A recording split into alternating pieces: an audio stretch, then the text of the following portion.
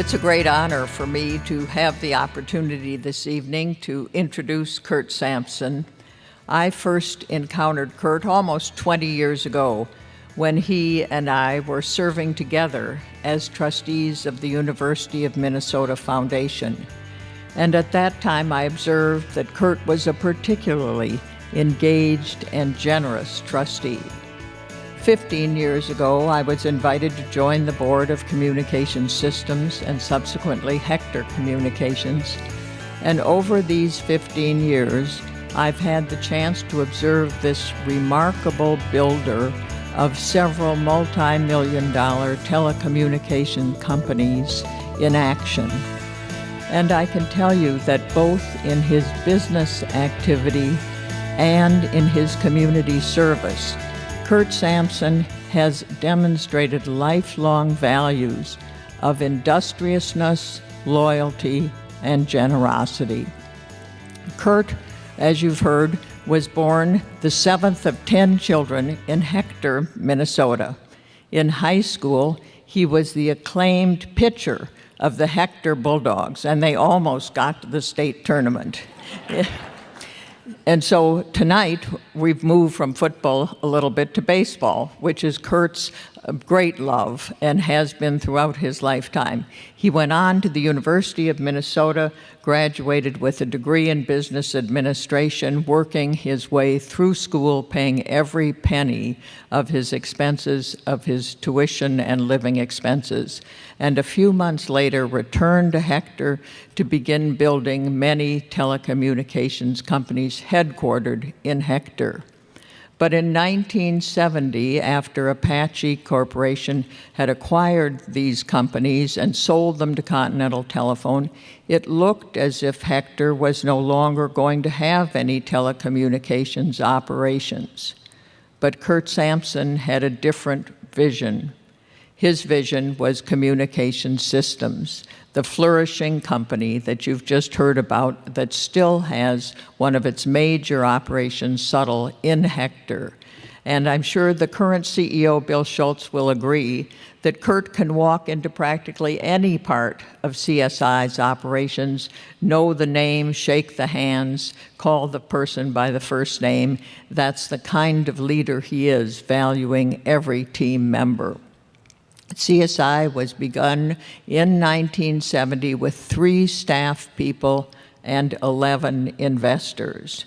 Today, their $30,000 investment is worth $15 million. Not a bad return, Kurt. I'd say that's a pretty good return. And Kurt, in 1994, as you heard, had the opportunity to acquire Canterbury Park Holding. And you've all been reading about the newest opportunity for Canterbury Park to grow and revitalize the horse industry in Minnesota.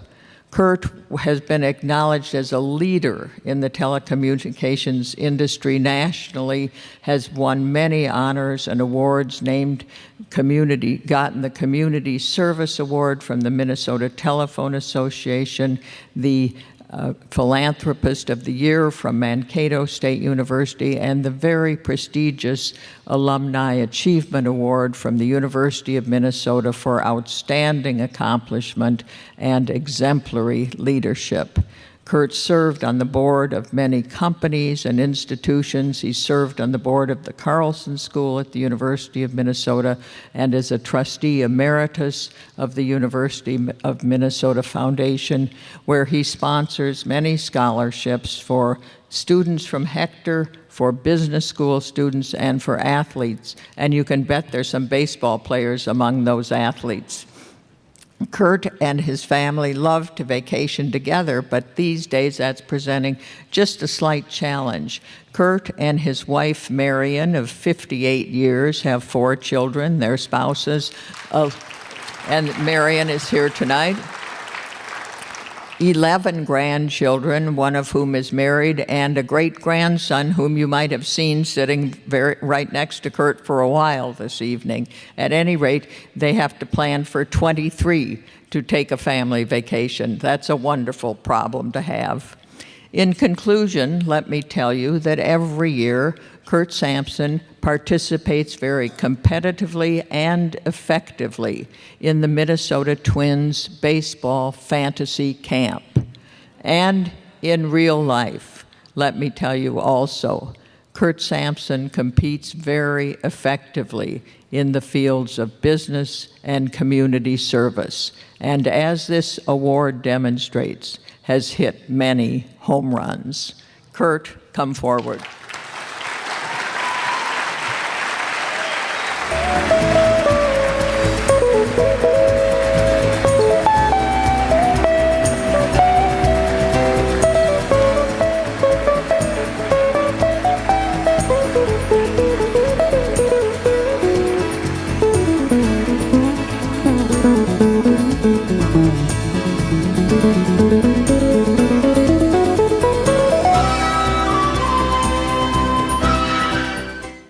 Oh, my word.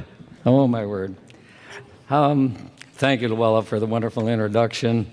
And thank you for the years of service on Hector Communications Systems and boards of which I've also participated at the University of Minnesota. She went back to her seat where the Communications Systems Board of Directors, a great board, is sitting along with the top management, including Bill Schultz, as she mentioned, the new CEO. Fortunately, CSI has an extremely young, aggressive management. This is also true of Canterbury's board, which is all here, and the leading people in Canterbury. They're also a very young team. That's headed by my son, Randy, as some of you know. He gets more coverage on TV than certainly I ever have. At any rate, I watched many times to see this Hall of Fame wall over at the university. Of course, it's at Carlson School, and Sriza here, the dean, is here tonight. It's a wonderful place for it, especially for us who attended Carlson School of Management. I just can't thank Vance Offerman and Dale Kirchner enough for, in the first place, coming up with this kind of event in '99. It was so overdue, and when you see the people back there, Kurt Carlson, Erwin Jacobs, there's a Buddy Ruvels, and a whole bunch of the people that are mentioned there. If you ever stop by there, you'll really see that it is a bunch of community leaders, and they were more than just business people.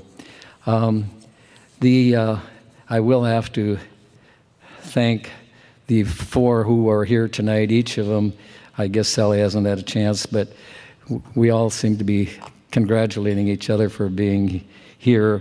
But I really think the other three that I've heard so far really deserve to be here. I don't really feel that this is something I deserve individually. It's been such a team effort. I think one of the things that the company's always had included what we call North American the first and North American the second, and Hector Communications and Canterbury, CSI, all were public companies, all extremely successful companies. One thing they all had is a great culture. There was always really a culture that just continued on and on.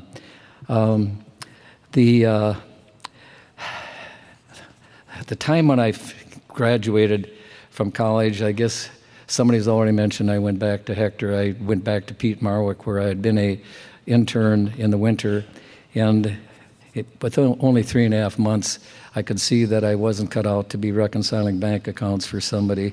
And so I took that job in Hector of a tiny telephone company. I mean, really small. Hector Telephone Company probably had under $100,000 of revenue at the time. But there was plans to grow. And I've never been one for growth's sake. We've always concentrated on growth that was going to be good and profitable and good for the shareholders. And in the case of this company, though, that little telephone company, 60-year-old company at the time, became the embryo of 5 very successful public companies. The way we did it in those first years is we just worked hard. We made a lot of telephone acquisitions, but we did run into a roadblock, much like Sally Smith will be telling about in 1994 when her company, Dahlberg, was sold. I liked her comment when she said, when it was sold, she said it was like going back home and living with her parents. That's kind of when it happened in Hector, after a very good run of 15 years, Apache did decide to sell the company. They had controlling interest. They were a minority shareholder, actually. But immediately when they announced the sale, our best people all basically took other jobs. They were so good, every one of them found placement. But they knew that the company that was acquiring us had a reputation of shutting down their operations and maybe at best leaving a little collection place for paying your bill or something. So during that period from the decision to sell in 1968 in December to closing in January 70, I actually worked with the buyer to buy back part of the operation that they had, which was called Subtle, a telecommunications company that we had acquired and was part of our company. So with the opportunity to buy the Subtle operation back and with the vision of going back and acquiring more telephone companies, which we were reasonably good at, and getting into the cable TV industry, which is about to break out, it was very easy to go to the local pharmacist, the lawyer, the attorney, the doctor in town, and very easily raised from them $25,000 each, and then some others put in $20,000 each, 4 of them. They were outside, we'll call investors, together with the capital that we had in 3 of the insiders. Eventually, we had a stock split. Just for your information, those 25,000 shares became like 32,000 shares. Their basis was about 80 cents, and like was mentioned, those people that put in 25,000 wound up with somewhere around 10 million. What followed when we formed the new company was a bunch of acquisitions. Everybody was working hard. We went first for the getting Subtle going good. The acquisition of telephone companies followed. Jerry Levinsky is here, and he ran our telephone operations.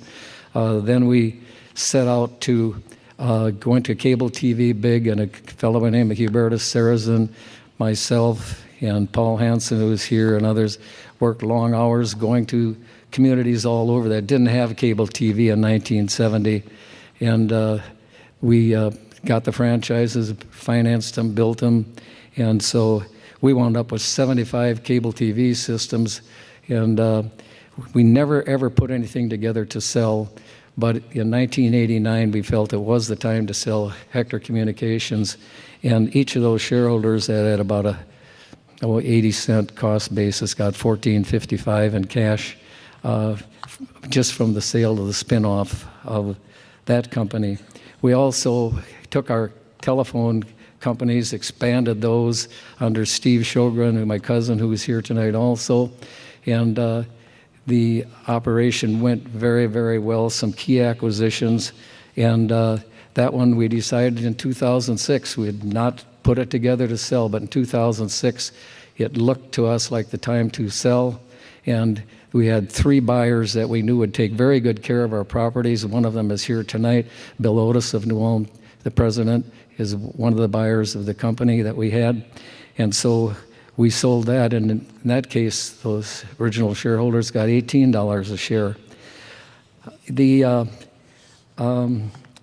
Basically, that kind of segued into how did we come about Canterbury Park. Well, when we discovered it was available, Randy, my son, had done some due diligence with the former manager, and it was closed. After starting in 1985, it was a fantastic operation. The first days, they say that the crowds and the traffic were all backed up all the way to downtown Minneapolis, 25,000 people out there. And but it quickly, over a period of not too many years, only 7, with the Indian casinos coming about, the operation went down to the point where it was closed at the end of '92. Horse racing and horse owners need a track or it's not going to be successful. So here it was, a closed track. I looked at it from a standpoint of, yeah, it sounds like if we drastically change it, it can turn it from losing $10 million a year to being profitable. But the other thing that would happen, it had taken me basically, or our whole team, basically taken us 15 years to generate 1,500 good jobs. In one fell swoop, by buying Canterbury, there could be 1,500 people back to work. So that's what we did. Canterbury cash flowed from the first year. We did have a historic agreement, as was mentioned, with the Shakopee, Mendicawatan, Sioux community when they helped us this last year, just in the last months, with purse enhancements and marketing, which assures that the thoroughbred and quarter horse industries in Minnesota will turn around and go back up to where they were. They were really getting perilously close. Canterbury, of course, has some terrific crowds out there. Many nights we have the highest crowd of any racetrack in the United States. And tonight, if you were out there, you would see, probably 4,000 or 5,000 really cute, classy girls and a couple thousand young guys. Don't leave yet, guys. They'll be around till about 11 o'clock. At any rate, it's quite a crowd out there, and it is something that we really look forward to keeping it going. I've always been told I was very lucky. My wife says, hey, you were blessed, and I think that's probably better explanation. But we were always very ethical to a fault. And like I said before about being prepared, I kind of come from a Boy Scout, but it really is necessary to whatever you do. But one thing popped in my mind the other day when I was thinking about this, and all of a sudden the Boy Scout oath popped in my head. It's actually, one's the motto, be prepared, the other one's oath, and it goes like, on my honor, I'll do my best to guide my country, to help other people at all times, to keep myself physically strong, mentally awake, and morally straight. And I got to thinking, have I done that? Maybe. Thanks.